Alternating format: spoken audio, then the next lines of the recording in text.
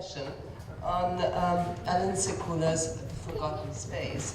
And I hope many of you have seen the film on the first night. We've screened it after our very, very first panel. And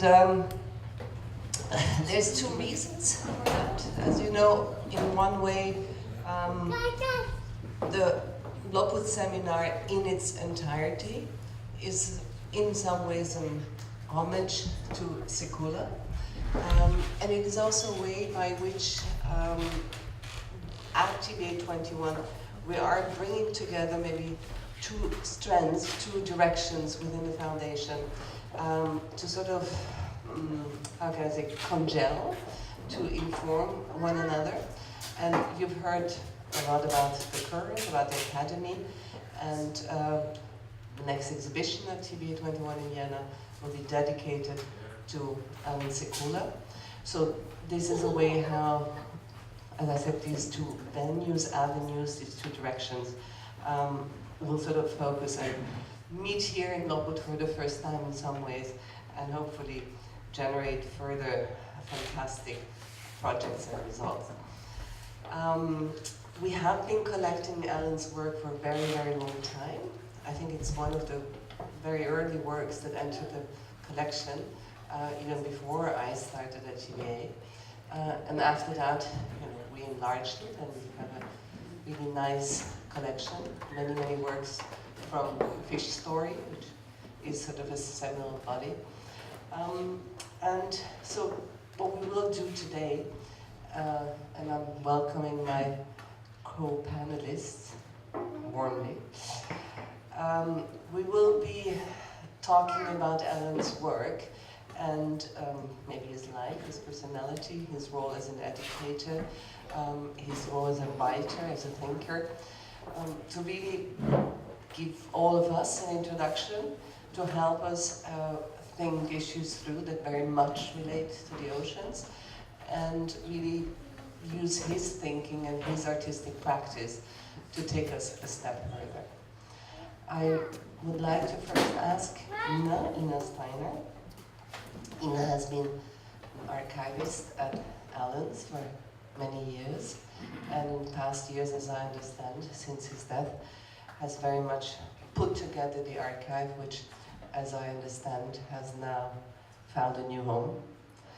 Found a new home at the Getty in Los Angeles.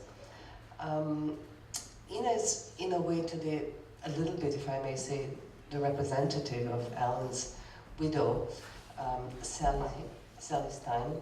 Sally couldn't be here with us, but very much wanted to do so, and very much wanted to share this moment. And we've been in a sort of warm exchange. So, if I understand, you will be somehow delivering a little bit her words to us, but also helping us, as I said, with an introduction, and we have a little bit of a surprise in what you brought us. So, thank you very much.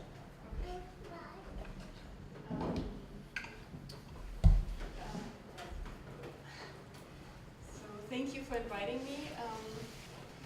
Francesca, Daniela, Corey, everybody who's had been working so hard to make this happen. I'm very touched and impressed. So thank you for everybody, to everybody. Most people are unfamiliar with Allan's notebook simply because they are private journals, and there Sally and I looked at them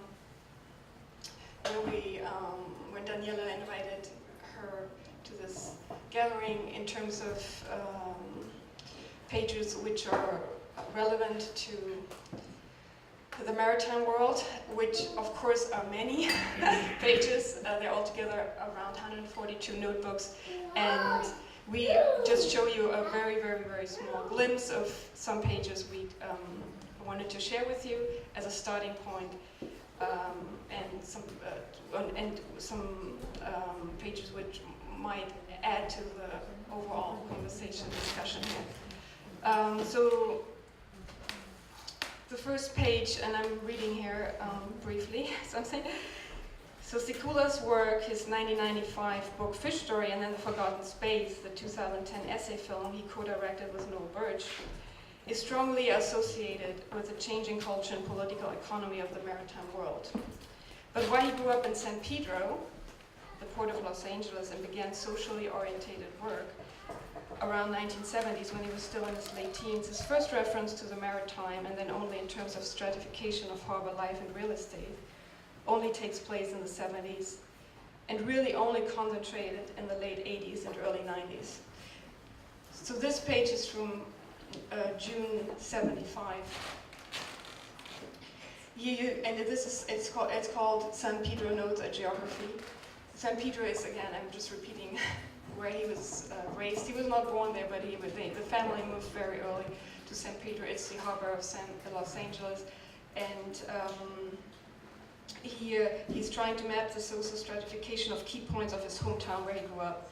So we have, just to see, number 10, for example, the missile launching site, or the Sniper's Perch, which are locations in San Pedro, which is also where there are also a military installation as part of the harbor.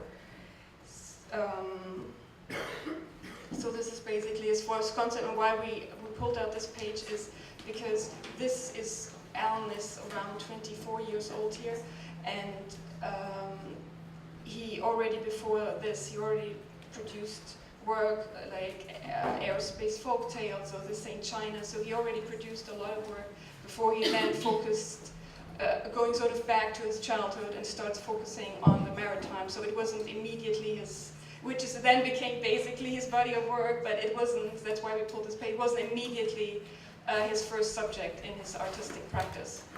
So that's why this is sort of a starting point, and as I said before, it actually manifests relatively late, like Fish Story, when he started to work on Fish Stories, it's 1988. But this was the first start, and you can see, and I pulled one work actually from Allan from that time. This is done in July '75, and it's part of a series called California Stories. And the title of this work is Attempt to Correlate Social Class with Elevation Above Main Harbor Channel.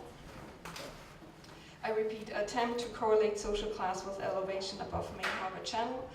And this is, again, part of California work, which he photographed, but later on edited. So this is a part of a work he photographed in 75, 76, but never put these images basically together, he started doing it in 2010, 2011, but he is sort of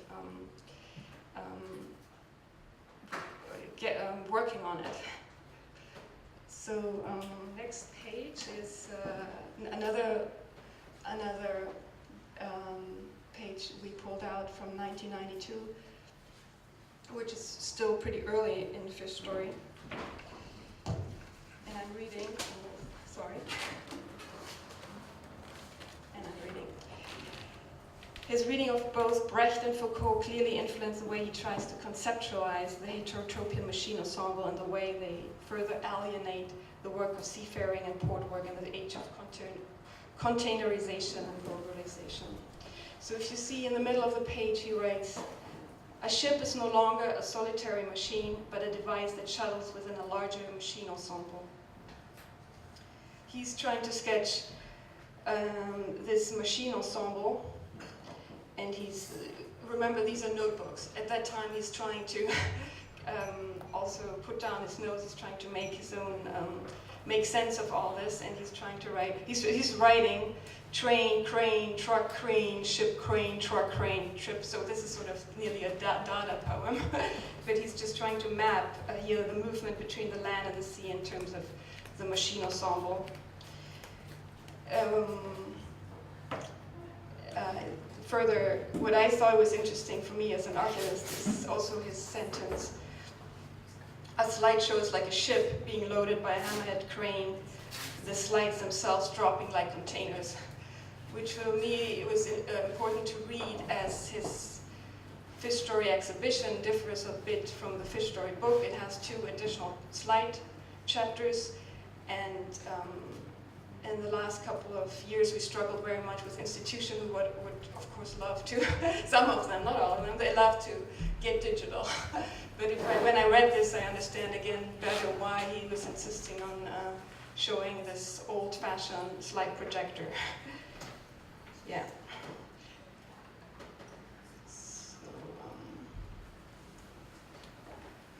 and there are 2 pages, actually from, also from 1992. He was seeking a toolkit that maps the descaling but also interconnectiveness of labor both at macro and micro level. On the right side, Allan zoomed in. This is the micro level of this worker in this crane cab where he sort of stooped over and cramped in this little cell. You can read that Dutch crane cabs have transparent plastic bag designed to hold gym bags of the crane driver, consistent with Dutch see-through front to back home design. So here he zooms into the workplace, and on the left, on the macro level, he maps out a more wider look at the maritime world and its participants.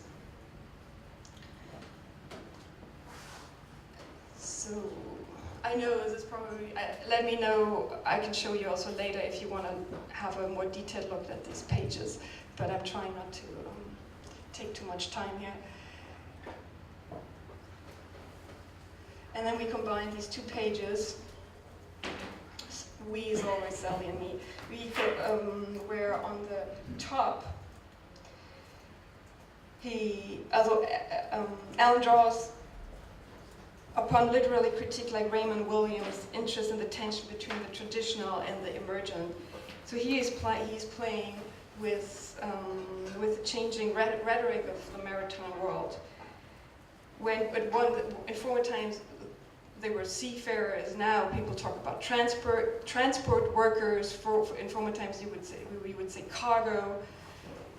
Now it's called logistics, and logistics is actually a term. It's a military term. Once it was said the sea takes the time. Now we prefer to speak about products arriving just in time, where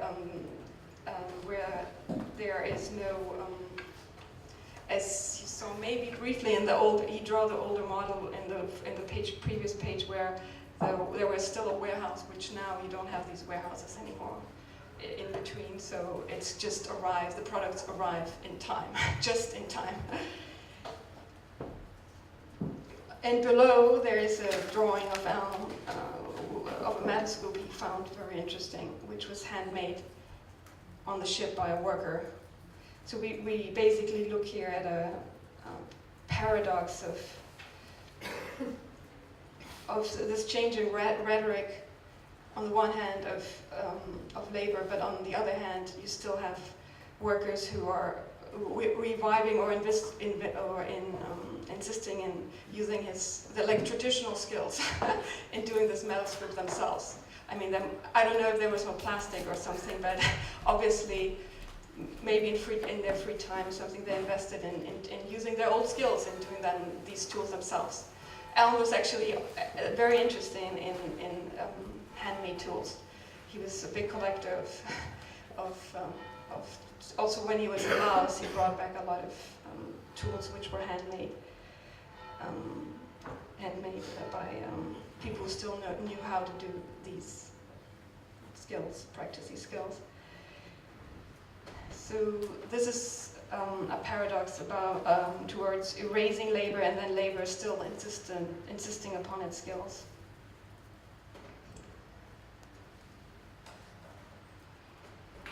And here we have one of my favorite drawings on the top, which is another paradox Allan looks at. It's a paradox of the sea as a social flow above a contrast between the nationalism of ground-based borders and the internationalism of maritime traffic. And below it's a blockade, is noted below, where conflicts in the Mediterranean ripple to the Pacific port of Oakland, California. So on the top, He writes, the physical space of the border is subject to binarism, while that of the port extends multiply outward. So on the left we have this binary border. We assume actually that this is the Mexico-California border, which he visited quite often. And it's the border also Trump started to talk about intensively again. So we talk about a binary system between A, B, B, A, but then he's drawing sort of this much more flexible multiple level of the array where you have C, D, E, F, and then this combination of 24 possibilities of linking and linking the interconnected of this complex situation you're talking. So we're talking about 2 in contrast to 24. This is just he's just mapping this possibility. I'm sure there's more than C, D, E, F, but this is just a very concentrated sketch of his. And on below, as I said before, you have this image of Nanook and Goliath, which was actually an incident in 2010 where the Oakland harbor was blocking the Zim container ship in solidarity to an attack on Gaza convoy, which the Oakland port is very active in blockading once in a while in solidarity to a certain kind. They also blocked it in solidarity to sorry, now I'm blocking it. Occupy. Thank you. Thank you. Thank you. Thank you. So, and of course, we pulled out a page where it shows how Allan was concerned about the environmental, not only the labor, but also the environmental impact on the sea. He's drawing the sonic impact, but also the NOx, I don't know if you call it the shortcut NOx, but it's mono nitrogen oxide, which is polluting the air. I think yesterday we talked about the acidification of the sea. He's mentioning on the page below, and on the right, he's imagine to put a microphone down to the ocean in order to ask the fish what they would want to talk about or communicate. So this, I mean, that's actually very literal. Sorry that I'm just trying to describe a little bit these pages.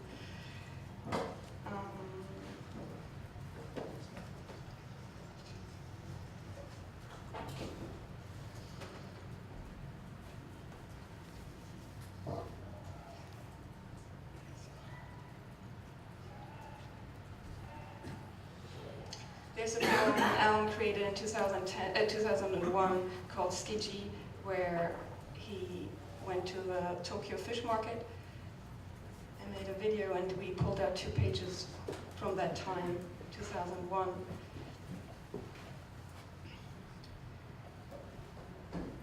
The status of the fish as object of industrial fishing and commerce certainly interested him in the short film Skiji.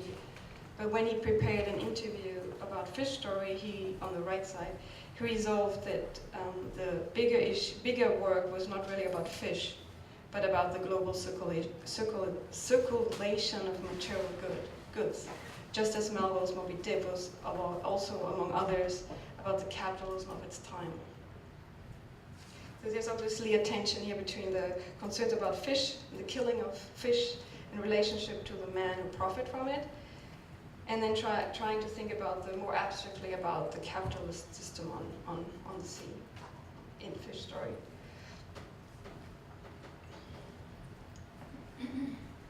And then we have the next page. Coincidence between the way we pay and the way we play is one question arises from Allan's notebooks. which is not so much portrayed in the forgotten space, but here on that page he's thinking about it. I'm quoting him here. Maersk, the world's biggest container steamship company, is a family-controlled Danish firm. It's no mistake that Lego, which reduces the entire world to rectangular building blocks, is also a Danish company. This reproduces on a material level, the abstract equivalence that rules the exchange process. And he is drawing these boxes on the right side. He also makes this little joke. He's also playing. Actually, one thing which is relatively unknown, I think, about Allan's work is his humor side that somehow doesn't show so very much in his work, public work. But once you see his notebooks, and also part of the project. The Docus Museum, it's sort of an additional aspect of his playfulness, which somehow people are not yet so aware of it.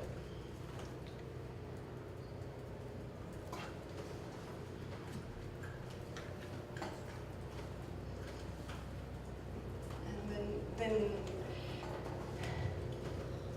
here he tries to compare the Cousteau's early aquatic lung with a slightly larger above-board innovation of the container. Another analogy sort of buried in the film, but there are a lot of ideas in the notebook, which, of course, as every filmmaker knows, cannot put everything into a film. But here he's thinking about, he's comparing these two. In innovation, modernist innovation. He also writes, the phenomenological test of all movement on the surface of the sea shall be the challenge offered by the depth. This drowning, sinking haunts everything associated with the sea.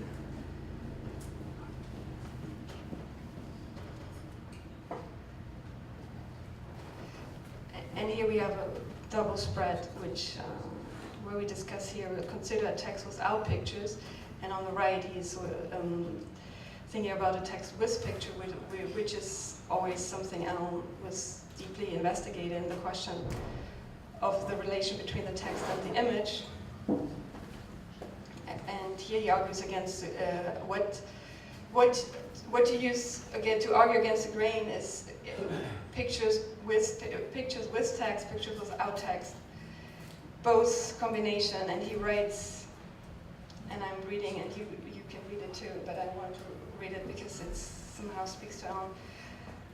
On the left side, a left dystopian view, Poland descends to the level of Mexico. A right utopian view, Poland rises to the level of Mexico. A left dystopian view, Mexico explodes. A right dystopian view, Korea explodes. And then he restates, Poland sinks to the level of Mexico, Poland rises to the level of Mexico, South Korea is the future of Mexico, Scotland gives way to South Korea, Japan raises Mexico to the level of Taiwan, Taiwan raises Vietnam to the level of Guangdong Province, Guangdong Province replaces Taiwan, Hermosillo and Puebla replace Detroit, Ulsan replaces Glasgow, etc., etc. So, this is a little poem of Allan on the left side, and on the right, you see how he's mapping this 2008. Yes, I'm wrapping up. It's actually the last page. So I show you a quick. I show you 2 more pages. This is a poem. Allan writes, every boat arrives with a question: what is hospitality? Who and what shelters the homeless seafarer? And the last one is a quote from Pasolini's film Hawks and Sparrows, where he's saying ideologies are out of fashion. He is one who goes on talking, no one knows about what, to men going nowhere, no one knows where. So, yeah. This is not Allan's book, this is from a film he very much liked. Yes, so thank you. This is just a provisional first take on some of the riches of Allan's notebooks. Thank you. Thank you.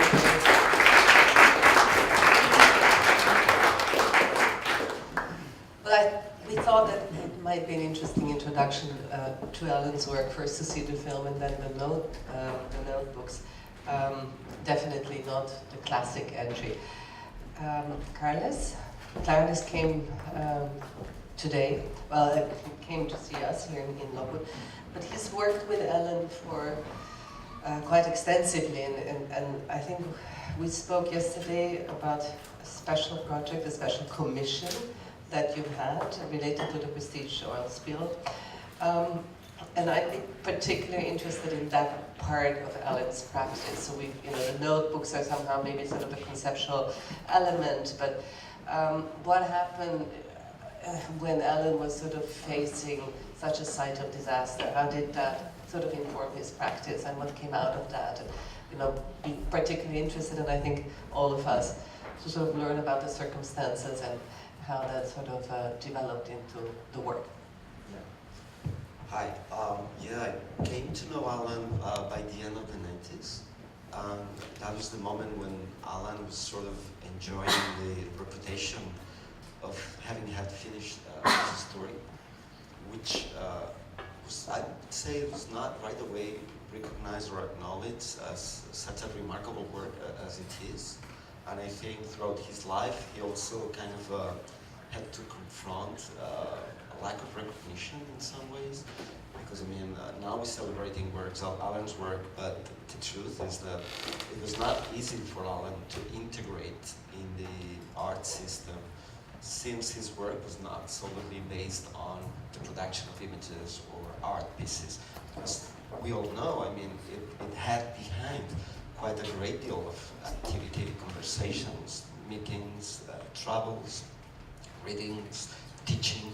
So to begin with, I think we should keep in mind that it's not just the product or let's say the production of images that we easily include in shows. It is kind of a work that demands from us some kind of response or transformation of our own assumptions, what museum can do, what we can do in the art world. So when I met him by the end of the 90s, Allan was regularly coming to Barcelona because at the moment MAGBA was a museum open to that kind of sort of practice, even though it was not necessarily meant to end up with a show. And 1999, it is exactly the moment of Seattle, the first big demonstrations, the globalization movement.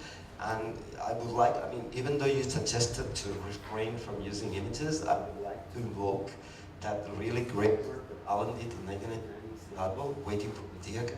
Now, I was trying to say how I came to know Allan, and the particular moment we met, it was by the end of the 90s. Different situations came together, like, as I was saying, Allan's work was not an easy work to take into an institution. He was kind of connotated as a difficult author, as someone who was rather talkative, discursive, and for some people still regarded as a sort of a difficult work to deal with. So it would take a different kind of institution to engage to work with such an artist. And at the moment, MAGBA, that was directed by Manuel Borja, was an institution in the process of reconsidering what is the public function of a museum in a city. So Allan came in, and it's not that Allan was supposed to end up doing big projects, exhibitions, but Allan found in Barcelona quite an experimental situation in which social movements and urban transformation and originally it was invited by MAGBA. He was invited by social movements working there, but of course, it was the agencies at MAGBA that later on sort of gave Allan kind of a continuous platform to regularly come to the city and observe and follow what the transformation on different levels was. And I'm trying to compose the picture in which urban transformation, globalization, new political social movements were coming together. And as I was saying before, I mean, there is a work by Allan that I feel concentrates all these kind of pivotal moments, and it's Waiting for Tear Gas, when he attended the demonstrations in Seattle. And the result, it was like 81 color slides that do not aim at the climax of the demonstration, at the violent moment, but rather represent someone who is joining in the demonstration. So for the first time, photography is not there to document, to generate, to produce a testimony, to witness. It is a tool, an instrument to participate in the demonstration. Like we now understand the use of digital photography. You know, when we raise our cell phones in a demonstration, we grab a picture and we put it in circulation. So even though it was shot with analog camera, slight kind of analog photography, it was already considered as a kind of a, let's say, performance or an intervention in a political event, taking part in the event, not being outside from the event, just documenting and generating like a beautiful art piece. So 1989, and then another moment I would like to recall, it's 2002, sorry, November 19, when a old tanker, the Prestige, broke in two halves in the north coast of Galicia, releasing 77 tons of fuel oil. That was a massive disaster, and it was a disaster that happened at the moment that in Spain a conservative party was ruling, the same conservative party, which is still in power nowadays. So at the moment I was working on a newspaper, and every now we had the chance to invite artists to generate documentaries. So I took the chance to invite Allan, and he came from LA, he landed in Santiago, and we spent a couple of weeks together in the last days of the year, traveling through Costa da Morte, which was one of the most affected areas in Galicia.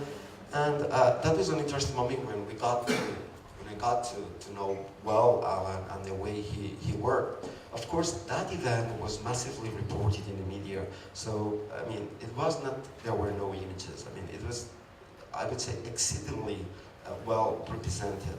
But what we lack, it's a different understanding of that disaster.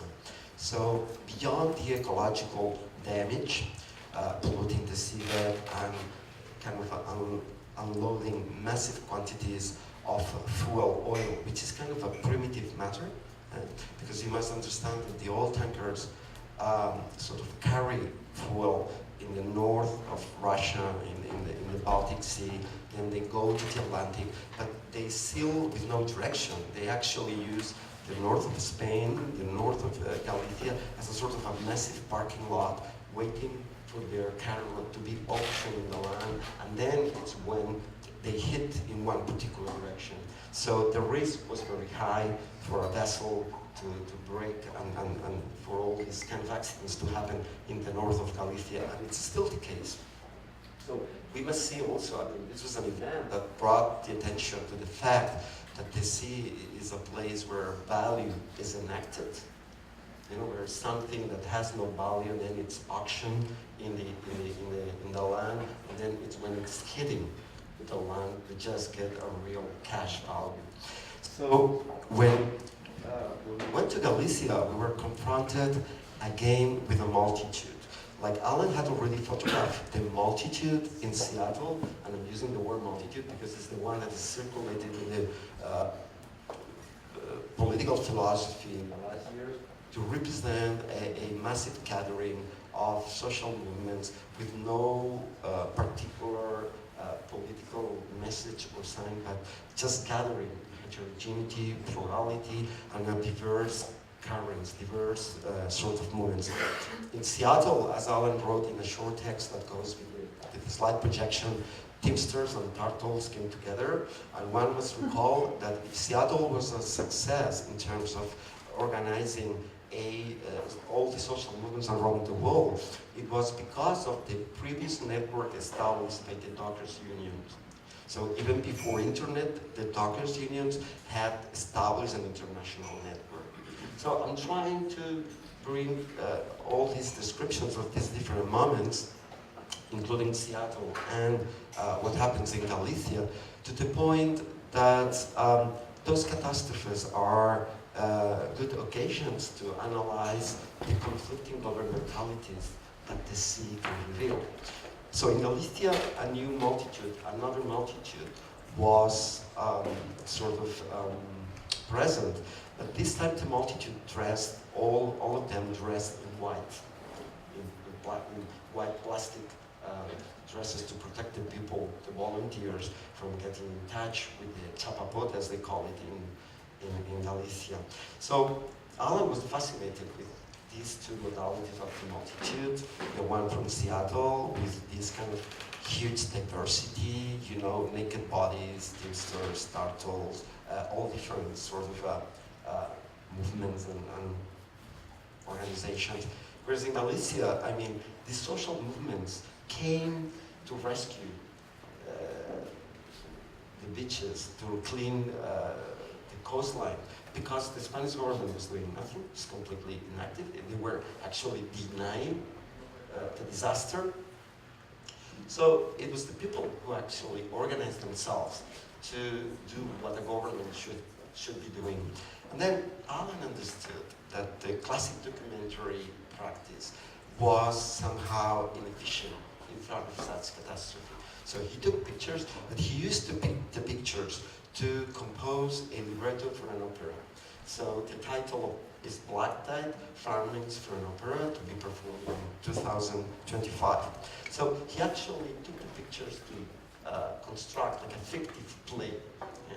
So not even like the classic documentary attitude of looking at things, observing was not there. We need to go into fiction, as Terry Eagleton would say, you know, in order to represent reality, we need to build up fictions.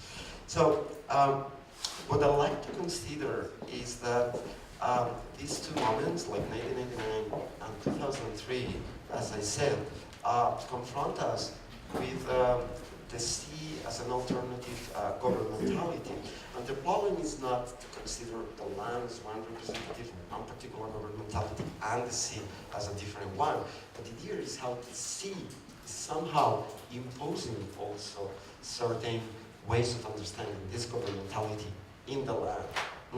And one particular example for this kind of contamination of the sea over the land, it's the Guggenheim Bilbao, the building that Frank Gehry designed in 1987.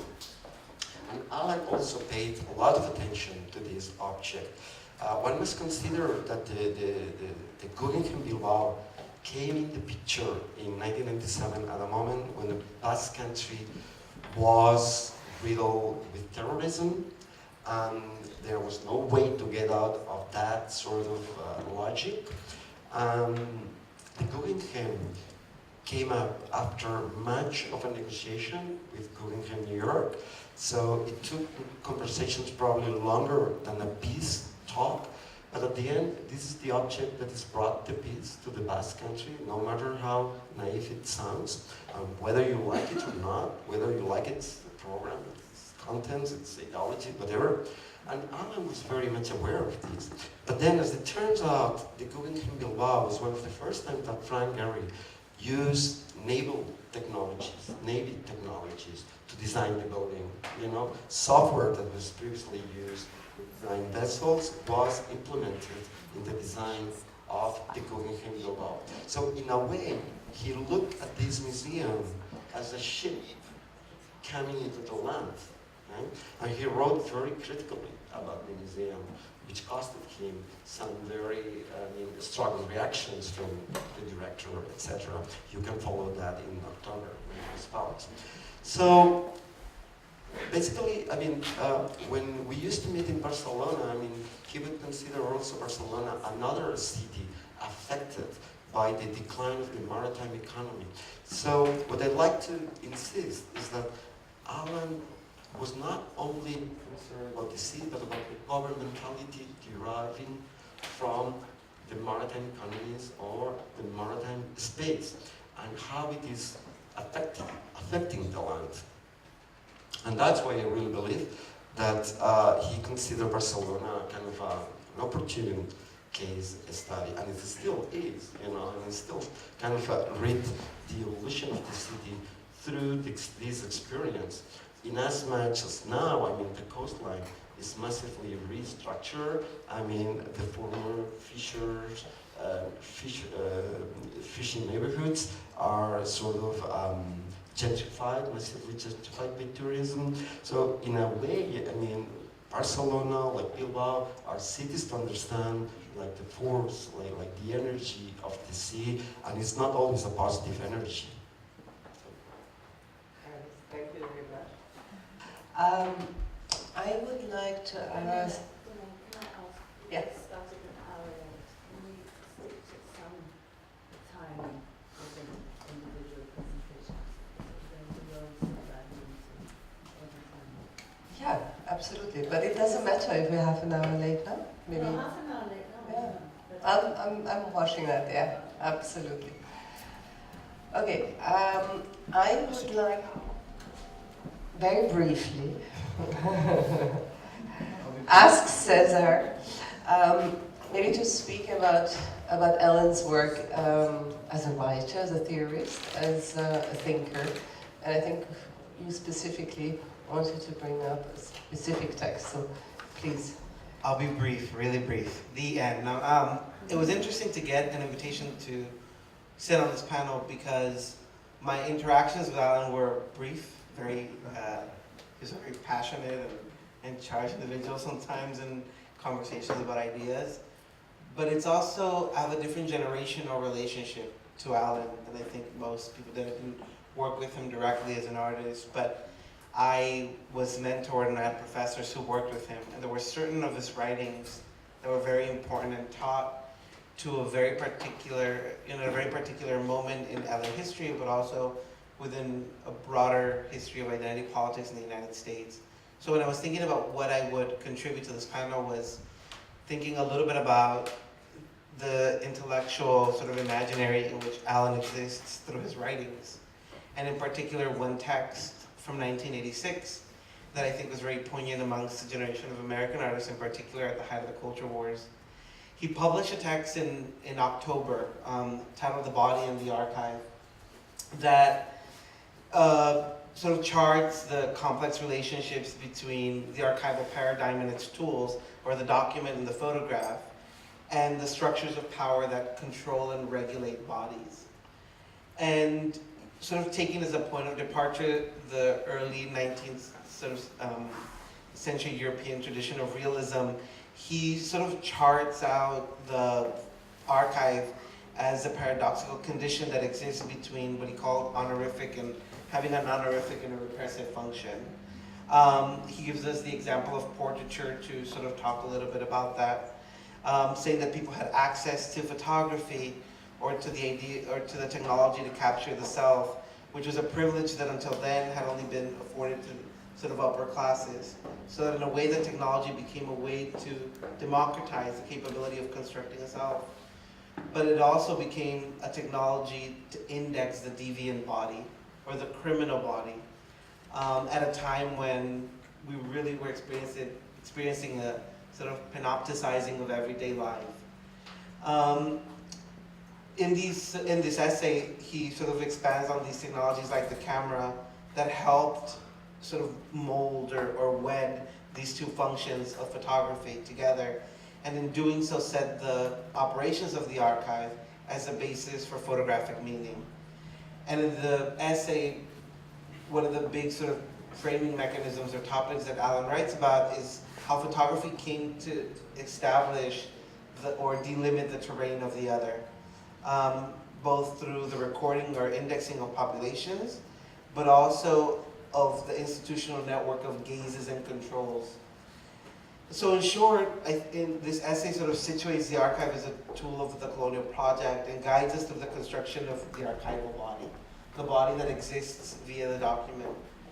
This was particularly, I think, in the early 90s, important to a generation of artists in the United States who, at the time, were dealing with the backlash of conservatism and also at sort of the height of the culture wars. The late 80s and early 90s really marked this very charged moment in the US, and in particular amongst artists who were living in Los Angeles, who were thinking about the relationship between art and certain politicized spheres of subjectivity like race, gender, and class, and particularly artists of color, queer artists, immigrant artists, marked bodies, and how they were sort of mobilizing growing inclusion of their practices to shift both institutional paradigms, but also these sort of dominant histories through tactical participation and engagement. And I think Sekula's essay in many ways became a point of reference for this particular moment, a type of North Star that allowed certain artists to think about how to dismantle the logic of the colonial archive and the gaze of empire through the adoption of strategies that rendered subjectivity abstract. I think particularly when dealing with photography in the late 90s and early 2000s, after the publication of that essay, when discourse around flows and interconnectedness and borderless worlds seemed to be proliferating, the logic of the represented body, or the body within the archive, also became very vulnerable. And artists of color in particular shifting their practices from one that mined the archive to construct meaning via appropriation or resignification, to using the archive in ways that were anarchival. Thinking about, there's a particular exhibition that happened in 2003 that I think crystallized a lot of this, and it was organized by Coco Fusco and Brian Willis at the ICP, called Only Skin Deep, Changing Visions of the American South, that took this idea of portraiture as a point of departure to think about how the archive and its holdings of scientific sort of truth could be in fact deconstructed, and where the archive was sort of no longer a site to make visible or physical lost information or histories, but rather a site to be countered and a site to be scrutinized. And through mechanisms of photography at this time, with artists like Carrie Mae Weems, Glenn Ligon, Lorna Simpson, Fred Wilson, Miguel Calderon in Mexico City, who were included in this exhibition, looking at strategies of self-framing, self-staging, re-objectification, re-fetishization, and turning the sort of ethnographic lens back upon itself to think about how can we restructure the representation of subjectivity.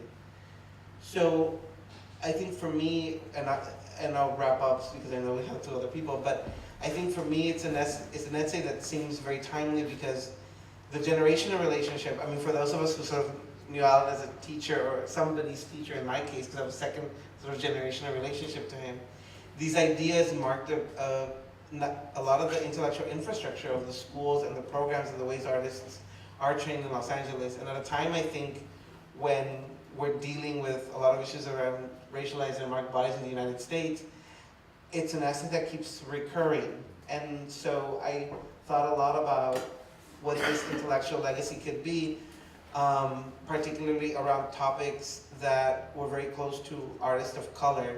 And I think it was important that an artist positioned like Allan with his subjectivity wrote about this, because it empowered the essay in a way that it gave a reference point to other artists who didn't necessarily have the discourse from which to draw upon to be able to make these sort of counterclaims at a very difficult time.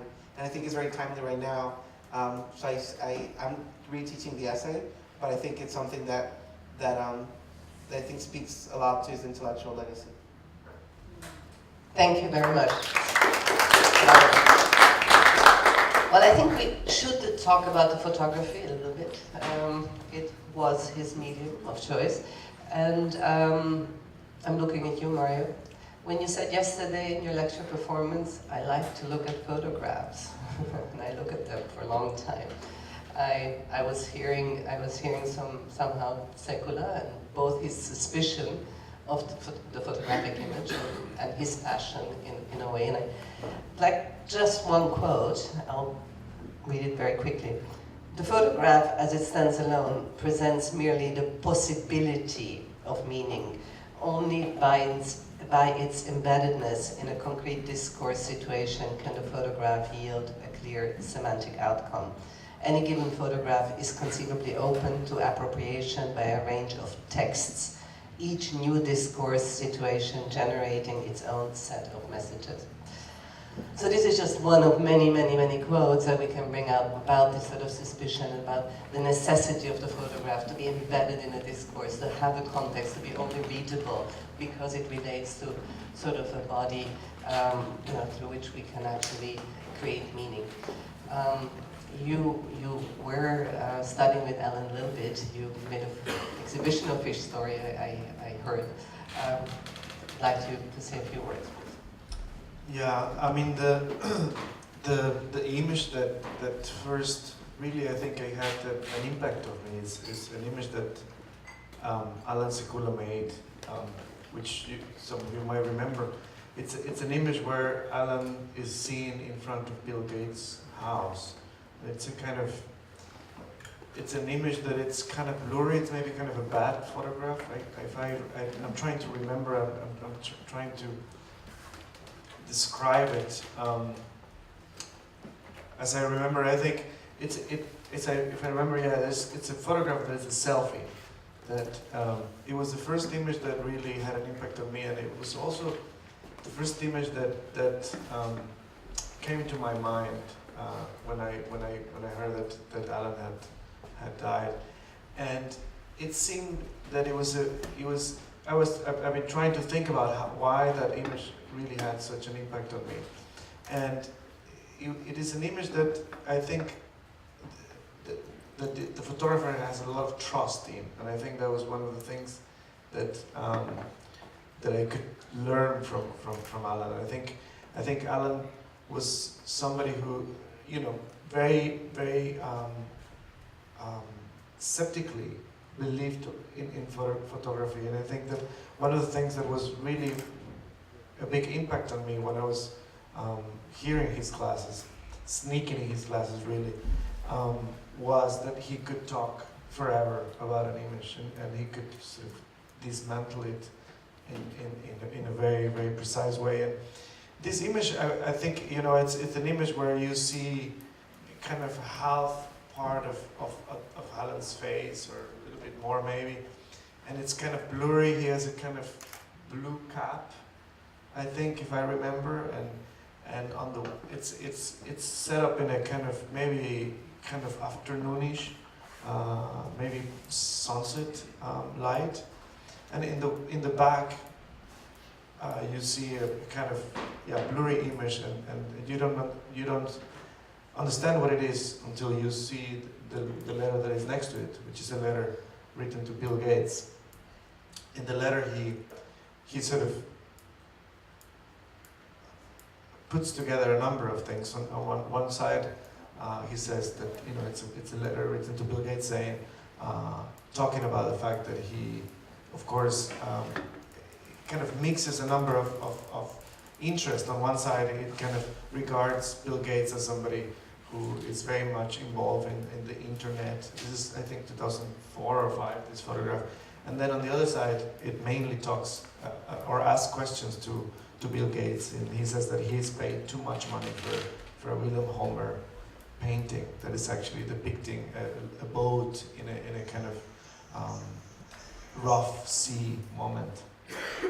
And I think now that when I'm thinking about it, I think that one thing that was really, I think, one important thing about the image, and I think maybe I'm trying to think why it mattered, not only because I think that now I feel like it's even maybe has some more echoes in my own work, but I think that it was something that really impacted me, is the fact that it put the artist and Allan in a vulnerable position. You could see that he was in that cold water in front of Bill Gates in the northern, up north in California, and it was a kind of, you could feel that it was an uncomfortable moment, and you through the letter you see like the many questions he had, but nevertheless he was sort of wanted to be photographed in front of it. And I think that one of the things that I feel like it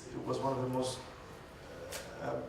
or the different version that I got from Allan in relation to people who had probably a more professional relationship with him is precisely that I think that he was as somebody who was very transparent and very, and you could see his vulnerability every time you enter his classes. You know, like every time he had to sort of come in front of a class and try to talk. You could feel this sort of space of a complicated relationship to what he was doing, and this, I think, really had a very big impact for me. Allan was somebody who, when I went to studying CalArts, Allan was somebody who was a very sort of very comfortable, also very comfortable reference for me, because in a way, it was somebody from the professors that I was talking to in school. He was the one who had a very close relationship to Mexico. So in a way, every time I met him, we would never talk about art or photography. It was always about, you know, the politics and things in Mexico, and like what I was trying to weave also in my work. But it was never about mediums or whatever. It was always about the things that surrounded the work. And this was really incredibly comfortable. So it was kind of, for me, it was kind of going back home. It was like the reference that had an academic background, but at the same time, it had this kind of very comfortable space. So, you know, that's what I did. I'd sneak into his classes, and mostly I talked to him in a one-to-one situation mostly. And the one other image I wanted to show, we were just trying to download it, and it's another image that maybe we can see now. But I'll try to describe it. And I think it was also an interesting image that I preparing for this talk. I went to my friend Nate and told him if he had this image, which I was thinking of. And now that thinking about it, I thought it was quite interesting, because it really did feel again that it was a vulnerable situation. And this second image is not made by Allan, but it's one where Allan is in. And this is what you were referring to probably, which is when we finished school, me and a couple of friends, Nate Harrison and Hugo Hopping, sort of missing the space of the school, the critique classes in school. We sort of started a little project called ESL.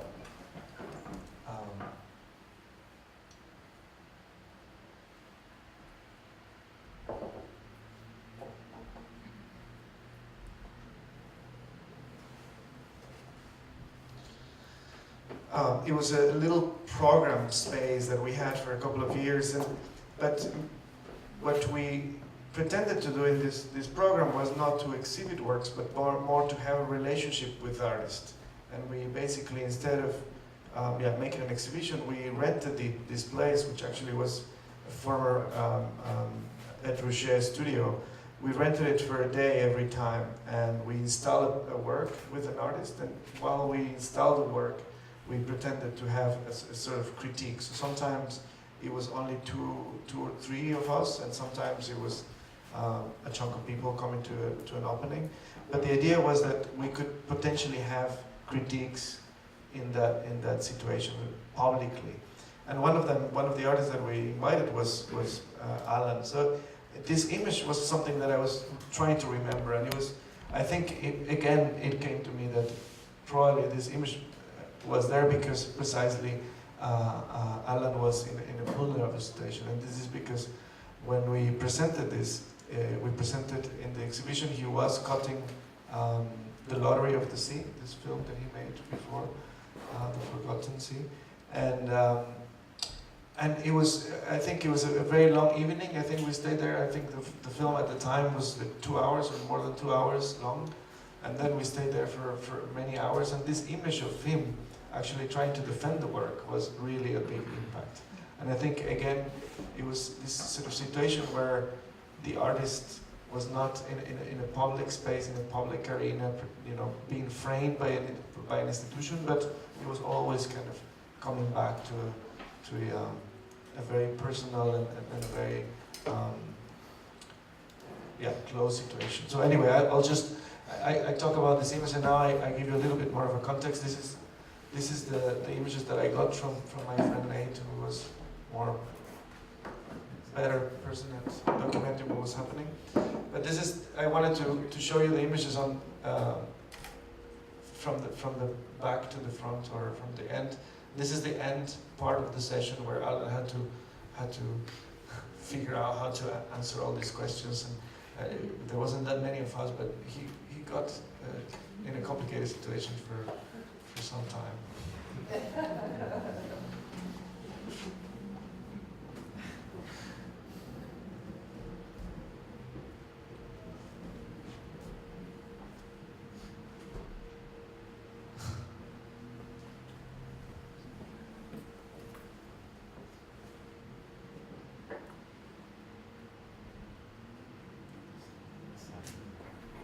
Oh, that's me.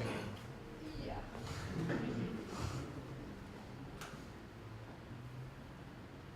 Anyway, well, this is the film being projected.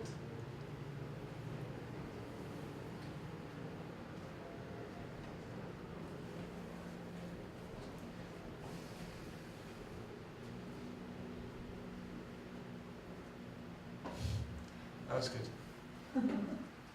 We were sleepy at the end. Thank you, Mario. We still officially have 15 minutes, so I would ask Ute. Ute, you've been thinking a lot about the oceans lately. You've been working with Allan for a long time.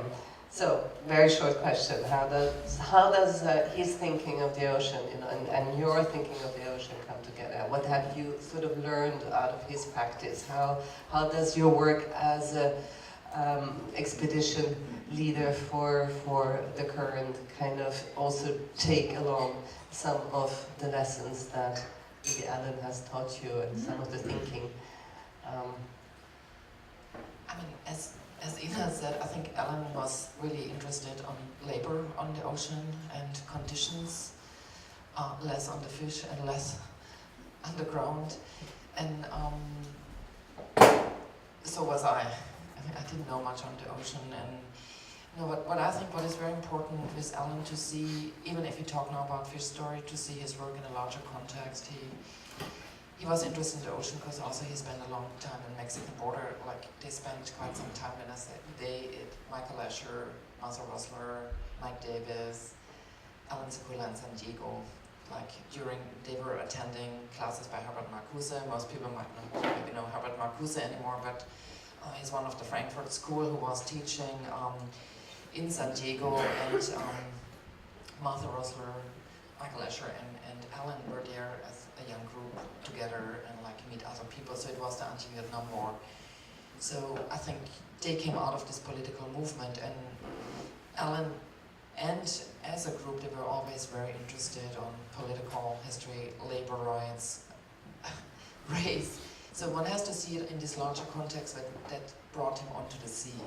So I think it's, and Ina for sure knows much more. So I think this space that is out of control to a certain extent, that's out of the eye, was very much interesting to him. What is happening out there? And then, I mean, we were with Allan in Barceloneta, which is a neighborhood in Barcelona where the seafarers live, and like dockers, etc. He was very interested in this kind of space between the water and the land where the labor takes place, where the people would live, and he was very interested in the community, like this network of people. So when we went to Barceloneta, he really wanted to know how do people live, what is this network, and like having these networks broken down to today in commissioned groups on the oceans. And like, I mean, Allan would have loved to see Leviathan, to see a different way of exposing labor on the ocean. I think we really have to understand his work in that context. And as you said, I was really very touched when I saw today the hydrophone, listening to the fish, that there was actually a connection. I didn't know that Allan would have this connection beside of the catastrophes, like in Galicia.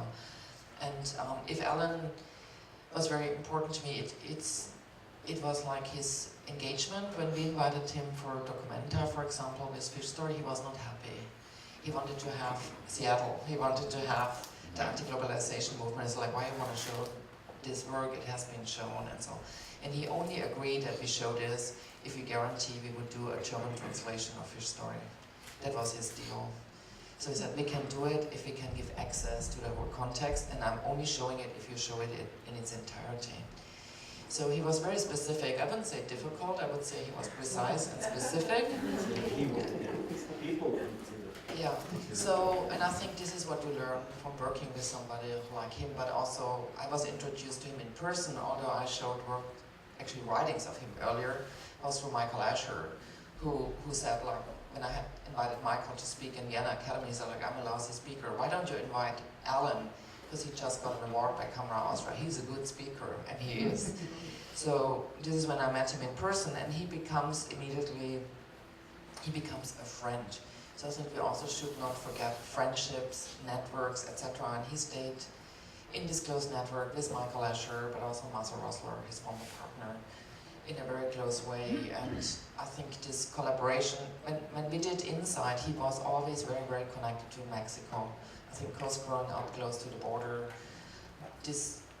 suddenly this division, this wall, like he was the one who pointed out to me that the wall, the Mexican border, is actually built out of the metal sheets that were used in the First Gulf War to get the tanks out of the ships. So he told me that, he said, like, they brought it back and they put that in the water. And he came when we had the conference for Inside, and he was actually very sad that he never got invited to Inside, because his work was so much also about that. So this exclusion kind of from the Mexican side a little bit, like that he's an American, also hit him. So I think exclusion was a big part of his experience. He felt often excluded, that's very correct. And I think that was also one motivation to bring Fish Story to Singapore, because he would have liked that. He talked often also about Singapore, and I just learned when we had the show there that he actually arrived in a cargo ship in Singapore. I learned this through Sam Durant. And I think it's this engagement, this continuation also then brought me to say we have to do Fish Story to be continued. I don't want to see Allan as a dead artist. I want to see him as an artist that inspires until today, and many of us who have been the opportunity to work with him still continue to a certain extent in his spirit. So I would say the connection to the ocean is not so much the ocean, but the way to approach things in a very democratic way. So to me today it was really fantastic to see this hydrophone listening to the fish. That really opens a different angle to me, to Allan's thinking, which I didn't know. But he was he loved the sea. I mean, he had a beyond. No, we were together. I just want to make sure he was a big swimmer, he was a diver, he was really... No. So this we know, but... Also I know. I But just wanted to reassure it was the whole picture, like the complex between labor, humans, nature, it was just a complete picture. It was not just... No, that's correct, but he would not so much, it's not so much visible in Fish Story or so, like, so... Yeah. So it was, I'm glad to see that side. Yeah, exactly. That's why I think the notebooks are very fascinating, because it brings a bigger picture. Yeah. Well, 7 more minutes. Questions from the audience? Anyone? Yeah, good. Will the notebooks be published? What will happen to them? The whole archive is transferred to the Getty Research Institute. So they are cataloging it right now. So I hope that it will be accessible in about a year or something. Yeah. You mean online, or you mean you have Oh, to you know, I don't know. there? That's a good question. I'm not sure what the Getty at the end is, how much time. We hope so. They were saying they will digitize, but I can't answer this right now. It's just so recent. It just was transferred like 4 weeks ago. So this is all something to be figured out. But thanks for asking, because that's why we showed it. Because we hope it will be accessible to scholars. Yeah, that's why we wanted it to go to an institution like that, to make it so that it will be taken taken care of and be a public for scholars or anybody who wants to look at it. Yeah. Okay, thank you. Other questions? Any questions? No questions? I just think, to add to what Ina said, I think I learned about Allan first through his books, Photography Against the Grain, and like, because I was doing an exhibition with the Nova Scotia series, which is writings of artists, which then was, today we are more used to that, but then that artist write was fairly new, so the Nova Scotia series, which had Donald Judd, like, Yvonne Rainer, and so like, so I showed these books, and this is how I first got to know about Allan, which is a more complicated way of writing. He's very precise, it's very complicated. To see the notebooks, I think brings also Allan as this person who is down to earth, very engaged with things, to the fore. I think that it would be very key that they get accessible, that his work is seen in that light, which really shows his concern.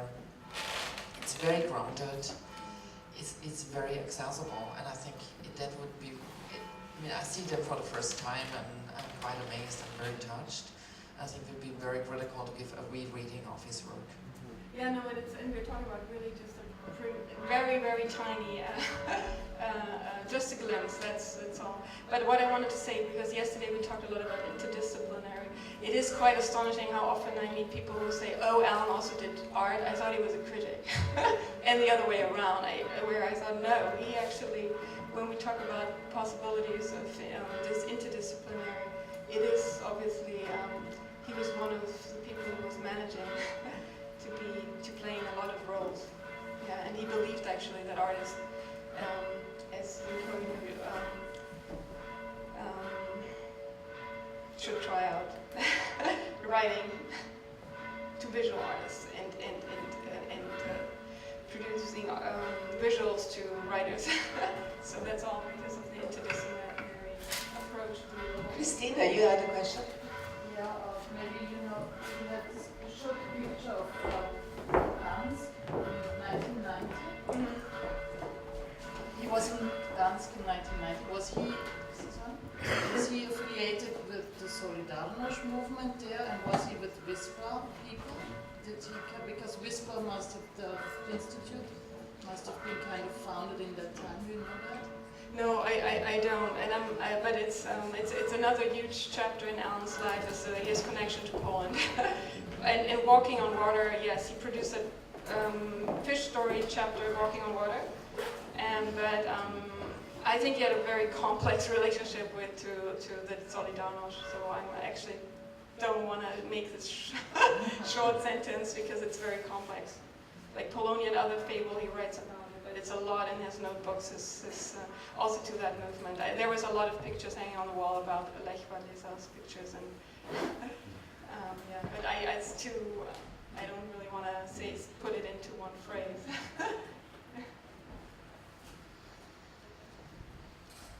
Corey. I just had a two-part sort of comment and a question, I guess. But one, sort of point from what Cesar was saying, and then also a point from Mario and also Carlos. But firstly, that I think it's really interesting and important to think about Allan kind of addressing this divide that I think happens especially within a kind of Marxist or critique of capitalism, that sometimes there's a kind of identity politics on one side and then the kind of material reality of these sorts of things on the other. And I think these things, in a lot of cases, are sort of pitted against each other. So I think it's really crucial for you to kind of bring up that aspect and to use his kind of ideas, especially that particular essay, which I think does kind of address this divide, and because it is very much a part of his legacy that I don't necessarily think is as visible maybe than some of the other aspects. So there's sort of a point. And then the second aspect I'm interested in, or I think a lot about with his, I mean, there's very few self-portraits, I would say, in his whole kind of overall, right? But the two or the three that I kind of am most familiar with, you touched on, Mario, and then also you, Carlos, but it's always interesting because I think he really implicates himself into the image in a really direct way. Like, it's always like, you know, the one you're speaking of, there's half the image is covered by this tar, or the one that Mario was talking about, he's literally in the water in front of Bill Gates' home, so it's never like a kind of, I would say, like, which maybe speak, I mean, didn't know him personally, but maybe it speaks also to him as a person, that he was always kind of implicating himself directly into the content. It wasn't as if this was a photograph outside of the series. It was like he made the self-portrait to put himself directly in relation to the material that he was documenting, which I think is a really interesting or kind of poignant position to make, because there's a different level of subjectivity that I think you see through that type of image production that is not so visible maybe. Yes. I think that, yeah, you're right pointing these portraits, because I don't think these portraits speak so much about Allan himself, but about the access economy to those places, figures, forms of power he wanted to touch upon. And then I think he was not a romantic figure, because he acknowledged that those things could not be touched with the tip of the fingers, like when he's swimming, heading towards Bill Gates' house by the sea. Soon he realizes he's going to be stopped or halted by some guards, whatever, and then he freaks out and turns around, And then in Galicia, I happened to be there when he was doing this photo, just by putting the camera behind the tar, that it's kind of leaking from a large door, which is the other picture that goes, the pendant picture that goes with that. So for me, the real issue is how he thought about access economy to places and geographies that in principle are inaccessible for one single person. But then he understood himself as a classic artist, working alone and by himself, and considering his limited capacities as an individual, as a human, to try to come to terms with a global understanding. Of course, this was always doomed to fail. And that is the sad part of the work, because if you look at his story, Lottery of the Sea, The Forgotten Space, these are 3 successive attempts at understanding a global phenomenon. But yet, you're going to fail, because you're an individual and you cannot be everywhere, and it's going to be exhausting, the exercise. So I think this is the dialectics, like, I am an artist, but yet I want to come to terms with this conflict on a global scale, and I know I am doomed to fail, yet I will try it. Yet I will try it. Yeah, that's kind of vulnerability. Exactly. And I pretty much recall the moment he was cutting a Lottery of the Sea. He was really struggling, and now we can say he was never happy.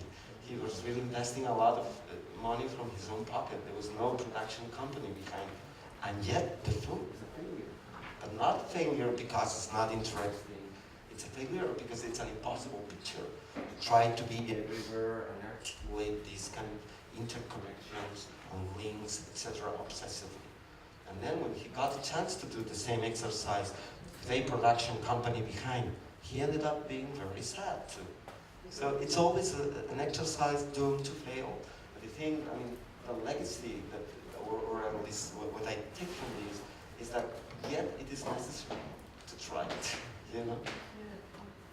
But what I think is also, because you asked before what's the link to the oceans, and Fustori and most of his work, he would spend a lot of time with the subject and objects of inquiry. He would be on the cargo ships, he would travel like this, like he would be with the people. It's not just being about the people, he's with the people in the situation, just trying to experience and understand. And you're absolutely right, like usually when one talks to him, it was often like not succeeding, not being able to Ina, you know more, but there was always this kind of struggle that it's not yet there or something more has to be done, and he really wanted a lot. Yeah, he was on a mission, yeah.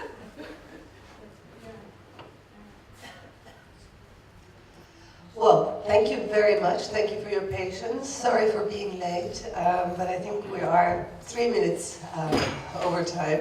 So, Cesar, Juan, you're the next one, please, to follow here. Thank you all.